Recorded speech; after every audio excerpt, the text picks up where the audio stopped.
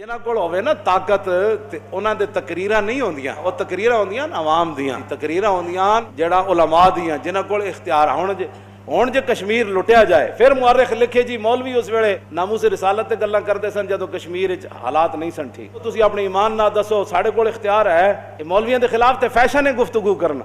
ਅੱਜ ਵੀ ਸਭ ਤੋਂ ਜ਼ਿਆਦਾ ਮੌਲਵੀ ਕਸ਼ਮੀਰ ਦੇ ਹੱਕ 'ਚ ਬੋਲ ਰਹੇ ਨੇ। ਜਿਹੜਾ ਕੋਈ ਦਮ ਖਮ ਹੈ ਇਹ ਮੌਲਵੀਆਂ ਦੀ ਵਜ੍ਹਾ ਤੋਂ ਹੀ ਹੈ। ਸਾਡੇ ਕੋਲ ਕਿਹੜਾ ਇਖਤਿਆਰ ਹੈ ਜੀ ਸਾਨੂੰ ਤਾਂ ਅੱਜ ਦੇਣ ਜੇ 5 ਮਿੰਟ ਤੋਂ ਬਾਅਦ ਮੈਂ ਐਲਾਨ ਨਾ ਕਰਾਂ کہ جی پاکستان دا جہاد انڈیا نال شروع ہو چکیا، عالم اسلام ساڑھے نال کھڑا ہو جائے تے پوری امت کھڑی ہو جائے، 5 منٹ تو بعد نشریاتی ادارے میرا بیان نہ شائع کرن تے میری دھون لا دین۔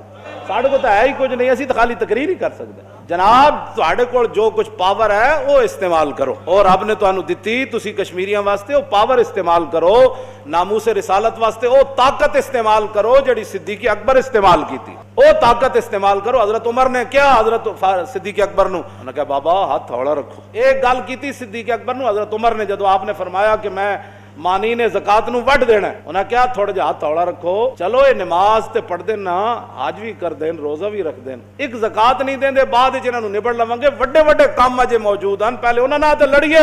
آپ نے کی فرمایا حضرت عمر نو؟ فرمایا سکلت کا امو کا یا عمر، گل بڑی ڈاڈی کی تھی صدیق اکبر نے۔ فرمایا جبار فی الجاہلیت و خوار فی الاسلام، فرمایا جاہلیت بڑا ڈاڈا سی تے ہن تو نرم پہ گیا۔ حکمرانوں کی باتیں ہوتی ہیں فیصلہ کن، اس میں تقریر نہیں ہوتی۔ آپ نے فرمایا سن عمر تو بھی سن لے، ساری دنیا سن لے، لو منعونی اقالا لجاہدتہم اینکس الدین وانا حی وقد تم الوحی۔ حضور کے زمانے میں اونٹ لاتا تھا اور اس کا گھٹنا باندھنے کے لیے رسی لاتا تھا، اب اونٹ لائے اور رسی نہ لائے صدیق اس کو بھی کاٹ کے رکھ دے گا۔ پھر سدھے ہوئے کہ نہیں؟ سارے سدھے تیر ہو گئے۔